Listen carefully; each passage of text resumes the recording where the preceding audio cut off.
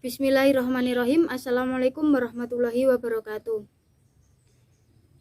Yang terhormat kepada Bapak Tirta Dimas Wahyu Negara MPD, selaku dosen pengampu mata kuliah Strategi Belajar Mengajar Anak Usia Dini, serta teman-teman yang berbahagia.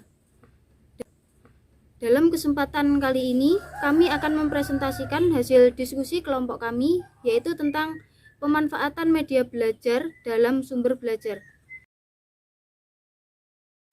Sebelumnya, perkenalkan kami dari anggota kelompok 5, yaitu 1. Beni Swidatul Islamiyah dengan NIM 2052100012, dan saya Dela Amanatul Izma dengan NIM 2052100017. Dalam kesempatan kali ini, kami akan membahas yaitu tentang 1. Apa yang dimaksud dengan media dan sumber belajar. Yang kedua, apa yang dimaksud hakikat sumber belajar. Yang ketiga, apa saja jenis-jenis sumber belajar. Yang keempat, bagaimana fungsi sumber belajar dalam proses pembelajaran. Yang kelima, apa manfaat media pembelajaran. Yang keenam, bagaimana peran media belajar dan sumber belajar. Materi yang pertama yang dapat kami sampaikan yaitu tentang apa yang dimaksud dengan media dan sumber belajar. Media pembelajaran adalah alat, sarana, perantara, dan penghubung untuk menyebar, membawa, atau menyampaikan sesuatu pesan dan gagasan, sehingga dapat merangsang pikiran, perasaan, perbuatan, minat, serta perhatian siswa sedemikian rupa sehingga proses belajar mengajar terjadi pada diri siswa. Sumber belajar adalah semua sumber baik berupa data, orang, dan wujud tertentu yang dapat digunakan oleh peserta didik dalam belajar baik secara terpisah maupun secara terkombinasi sehingga mempermudah peserta didik dalam mencapai tujuan belajar atau mencapai kompetensi tertentu. Kedua, yaitu pengertian hakikat sumber belajar.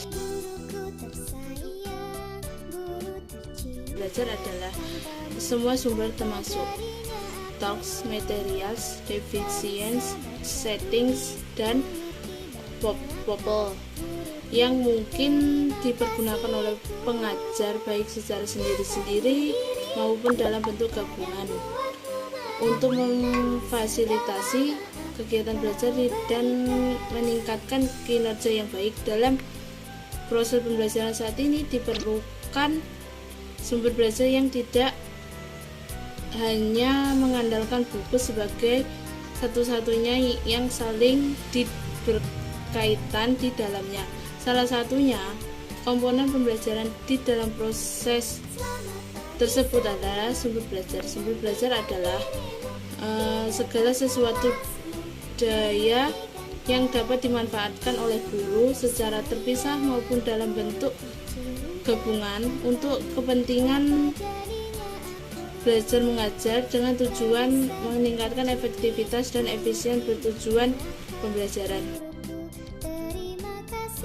Yaitu jenis-jenis sumber belajar yang terdiri dari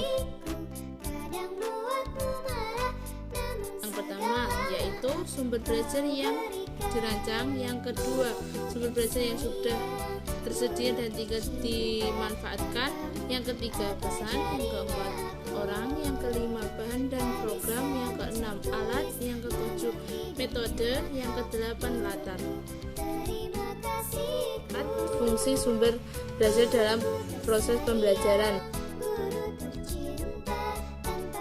Sumber belajar memiliki peranan yang sangat penting bukan hanya dalam proses belajar dan pembelajaran, tapi juga dalam kehidupan sehari-hari. Berikut beberapa fungsi sumber belajar dalam proses pembelajaran. Yang pertama, meningkatkan produktivitas pendidikan dengan jalan membantu pendidikan untuk menggunakan waktu dengan secara lebih baik dan efektif, meningkatkan laku kelancaran belajar, dan mengurangi beban pendidik dalam menyajikan informasi sehingga lebih banyak kesempatan dalam pembinaan dan pengembangan gairah belajar. Yang kedua, memberikan kemungkinan pendidikan yang sifat lebih individual dengan jalan mengurangi fungsi kontrol pendidik yang sifatnya kaku dan tradisional, memberikan kesempatan kepada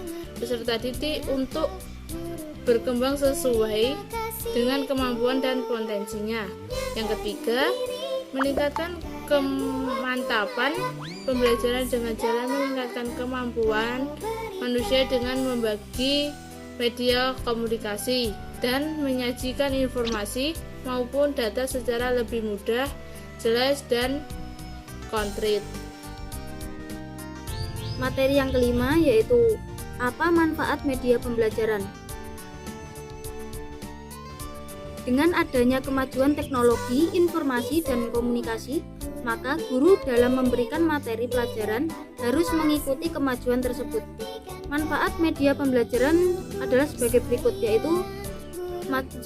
Manfaat media pembelajaran bagi guru, yaitu memberikan pedoman bagi guru untuk mencapai tujuan pembelajaran sehingga dapat menjelaskan materi pembelajaran dengan urutan yang sistematis dan membantu dalam penyajian materi yang menarik untuk meningkatkan kualitas pembelajaran.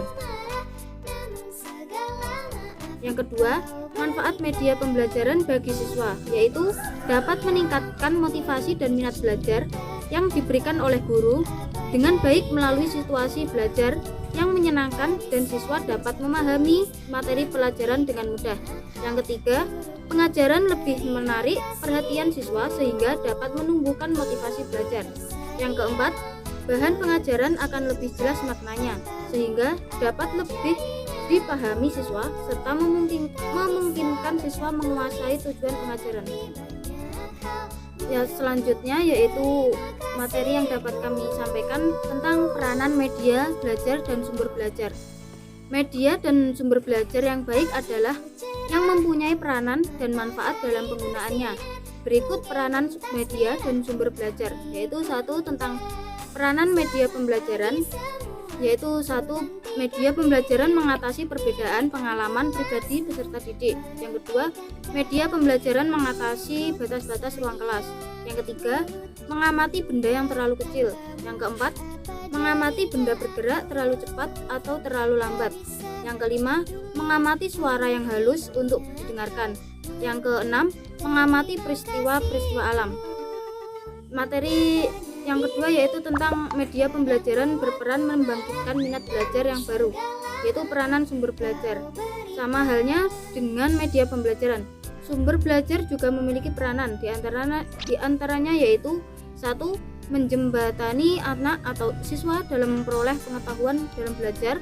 Yang kedua, mentransmisi rangsangan atau informasi kepada anak atau siswa, yaitu transmisi dalam konteks ini mempunyai dimensi banyak dan dapat dikaitkan dengan pertanyaan-pertanyaan, yaitu misalnya apa, siapa, di mana, dan bagaimana. Pertanyaan-pertanyaan ini amat berguna bagi semua alat bantu mengorganisasikan dalam dimensi sumber belajar.